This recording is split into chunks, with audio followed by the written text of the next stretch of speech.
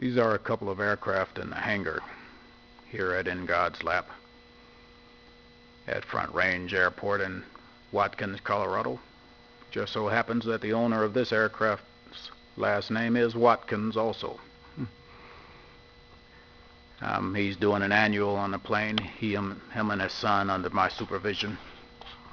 I recommend the owners do take every opportunity to learn as much about their aircraft as possible. We've opened all of the inspection panels, we've gone to the checklists that the manufacturer provides, and our checklist is also provided in the 4313 and also in the FARs, the Federal Aviation Regulations. Do allow you to construct a checklist based on your needs and your aircraft, or modify a manufacturer's checklist to make sure that all newly installed components or components that are not typical for other aircraft of the same make and model to have installed, such as the GPS and the operation of that item, and various other components that might be installed. As you can tell, the engine is opened, oil is changed, spark plugs are cleaned and tested, exhaust systems are inspected, batteries are serviced and charged and evaluated, oil filters and air pumps, the vacuum pump is inspected along with all the other items on the engine. And wing roots here are open. The strips that you see hanging down right here allow access to the wing roots so that we can inspect under and between the aircraft and its wing for fuel leaks or any other types of damage that might be there, such as bird nests, and that's not damage but can end up damaging in the long run. The strut attach points are opened so that we can inspect the boat torque and strength there at the wing attach fitting or the strut attach fitting. And this is done typically in every aircraft that is inspected. All of the seats and interior are removed, floors are opened, inspected under the instrument panel and then under the floors themselves in the tail compartment. And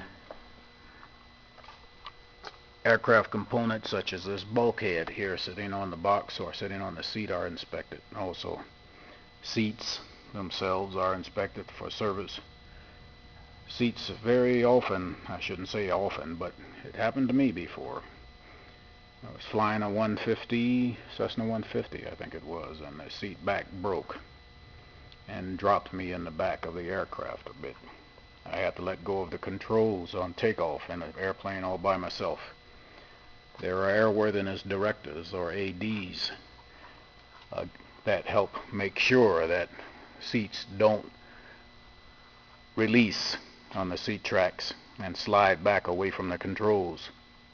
And if the pilot doesn't let go of the controls when he is let fall in the back of the airplane, or when he slides away from the controls, if he doesn't let go of the controls on takeoff, he'll pull the nose up of the aircraft that is not made to climb straight up at very little airspeed, and that aircraft will fall out of the sky and crash very quickly and easily.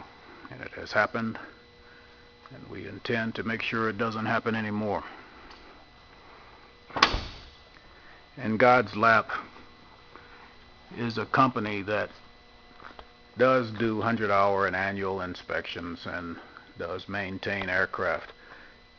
It is a company that is mainly interested in making sure that aviation, I would say, booms. My goal, or the company's goal, and I would like it to be everybody's goal, aviation should be such a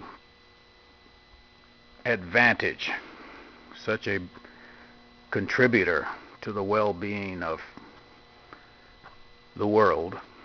I was going to say America, but it is meant to help the human race in the way cars have helped us make our lives better.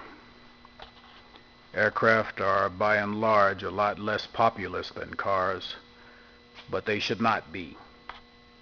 I think that aircraft should be as numerous as cars, and everybody in the world should know how to fly, should know about aircraft. They should be as ordinary as, well, I guess laptops, or as ordinary as your car and your bicycle. And they should be easily maintained.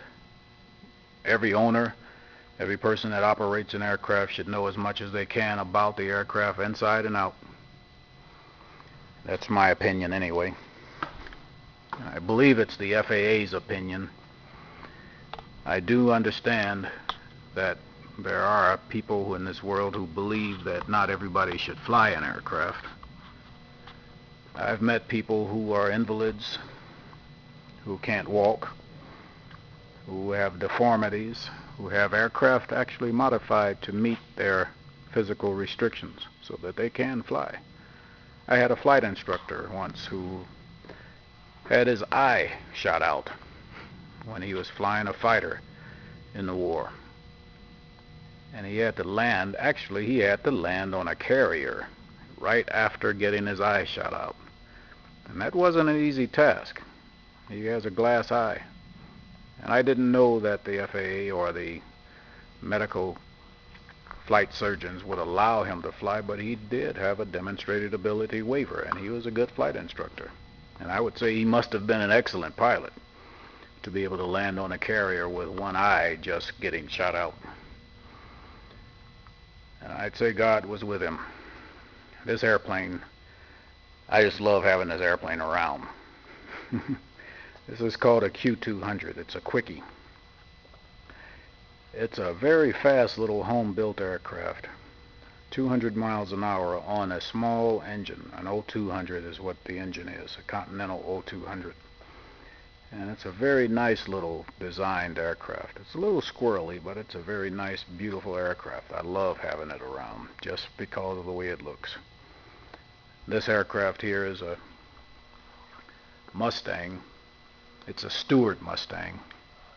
It's a modified or a redesigned copy, replica of a P-51. This one is called an S-51, and it's in construction here.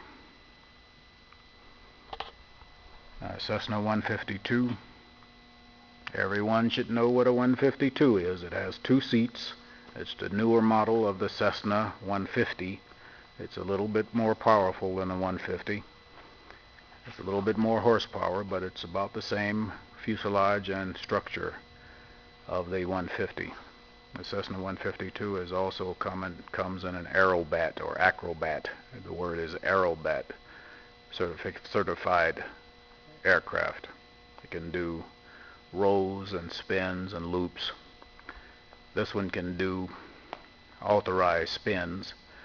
And I would recommend that all pilots learn how to spin an aircraft. This is a Cessna 172. It's a 1961. It's a beautiful airplane. 1960, I believe, rather.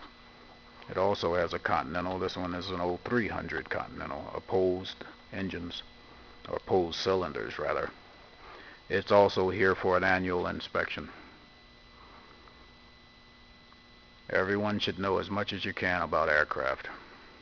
Cars need to fly.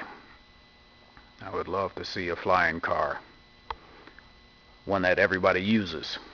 I know there's been over 104 designs of flying cars throughout the years, but we have yet to see one that is extremely popular and being used. There are quite a few on the drawing board.